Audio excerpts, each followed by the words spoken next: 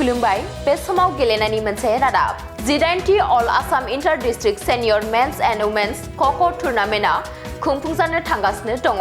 फैगौ 8, 9 आरो 10 नभेम्बर खालि तामुलपुरनि कासुबारि गोजौसिन फरायसालिनि फोथाराव खुंफुंजागोन 18th all Assam inter district senior men's and women's kho kho टुर्नामेन्टआ आसाम खो-खो एसोसिएशननि बानजायनायाव आरो कासुबारि स्पर्ट्स एसोसिएशननि दैदेननायाव खुंफुंजागोन बे बादायलायनायखौ।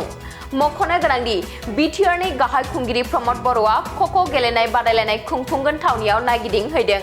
बेजों लोगोसेनो खुंगिरिफोर आरो गेलेगिरिफोरखौ हाबाफारिफोरखौ गाहामैनो जाफुंसारहोनो खावलायदों बिटिआरनि गाहाय खुंगिरि प्रमद बर' बिथाङा।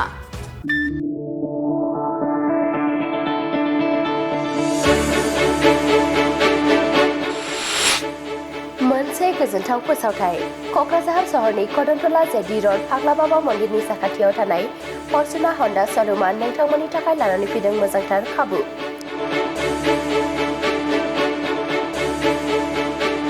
नंगौ, फर्चुना हन्डा श'रुमआ नोंथांमोननि थाखाय फोसावदों दुर्गा फुजानि स्पेशल अफार। बे दुर्गा फुजानि स्पेशल अफाराव ल' डाउन पेमेन्टआवनो लानो हागोन नोंथांमोननि फसायनाय साखा खबनै गारि। बेजों लोगोसे गंनै हेलमेट फ्रि 8,999 रांनि बट स्मार्ट वाचखौबो नोंथांमोना बेसेन होआलासे मोननो हागोन। बेनि अनगायैबो 10 बोसोरसिम वारेन्टि मोननो हागोन। सोरबा सुबुङा साखा खबनै गारिखौ एक्सचेन्ज खालामनो गोसो दङब्ला 2,000 रांसिम बोनास आरो आरजाथाव सुबुङा बेसेन होआलासे 100% ल' इन्टारेस्ट रेट 6.99% आव इजि फाइनान्सनि खाबुखौ गोरलैयैनो आवग्रिनानै लानो हागोन।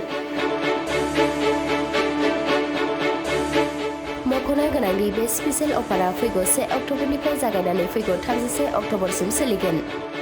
जुदि नोंथांमोना फर्चुना हन्डा श'रुमनि बे मोजांथार खाबुफोरखौ लानो गोसो दङब्ला 6900198490 एबा 6900198491 आव फोनांजाब खालामनानै सोनार लाहरनो हागोन।